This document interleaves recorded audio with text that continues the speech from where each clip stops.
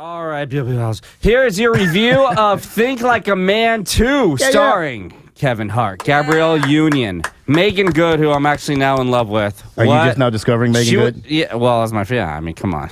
That's right. You haven't seen too many black women in your life, have you? That's true. I mean, come on. She was in Anchorman 2. She was Will Ferrell's love interest. She also had a TV show for a while on NBC last year. She's been in a bunch of movies, and Jerry Ferrara, who's that? That's Turtle. He's from Entourage. And Wendy Williams. The talk show host? Not even mention her. She's not barely in the movie, 3 minutes. Yeah, but everybody knows who she is. So it's all the same couples from Think Like a Man 1. Yes, it is. Well, Lala Anthony is in it, and she wasn't in the first one. Oh, she wasn't. Okay. But they're back for a Vegas wedding, and when the guy's bachelor party and the girl's bachelorette party the night before the wedding, is that typical to have the bachelor party the night before the wedding? It seems a little risky. Goes haywire. Yeah. Oh, is it? Yeah. The night before? Yep. Yeah. Goes haywire. There's a chance that the wedding ceremony is now in danger. Will there actually be a wedding? Marcus, I never saw Think Like a Man 1. I'm shocked. And I didn't know these characters at all. Do you feel like you need to see part 1 to understand 2? Nope. I felt lost. Well, I'm sorry to hear that. Now look, there are funny moments to the film, but there's also a lot of filler. And I felt like at times the film was mediocre. And the only thing I can kind of compare it to was when Vince Vaughn did Couples Retreat. Vince it's Vaughn. better than that. It's better than that. Did you feel like this film was mediocre at times? I feel like every comedy is mediocre at times. So I mean, that's because you have to make people laugh. So there's going to be some stuff that doesn't land. I liked it. I liked it a lot. Oh, you did? Mainly because I'm a big Kevin Hart fan.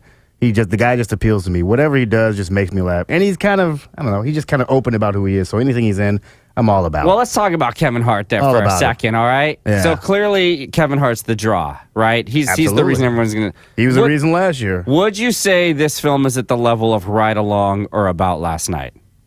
About Last Night was better. Way better, and so was Ride Along. This is the worst of his last 3 movies, everyone. And it's still going to make $90 million. So. Oh, is it? Yeah. Is the best scene in the film the male strip joint scene? No, the best scene in the film was when they were arrested and they were doing... What did you just say? The best scene is where? The male strip joint. Yeah. Okay.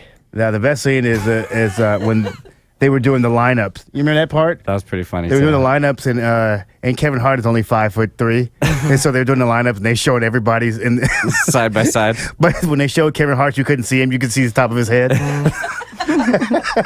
Marcus, that's just good, solid comedy. Will this be a trilogy? You know what? You asked me that question a little while ago, and I was like, nah. But now that I think about it, it's very possible because. This is going to be another hit movie, so I wouldn't be shocked at all. It would stand to reason that they do a third one. Why not? I mean, even though the movie wasn't, sum it all up, let me just say this. Even though the movie wasn't super great, in my opinion, it seemed like all these people were really good friends. Right? It's like a bunch of pals getting together to shoot a film. Right. I thought this was going to be a straight-up comedy. Instead, unfortunately, it's a romantic comedy. Yes, it is. Oh, my God. And if you had seen the original one, you would know that going in, it's a romantic comedy. So I thought the only storyline that was decent was the meddlesome mother-in-law who almost destroyed the wedding.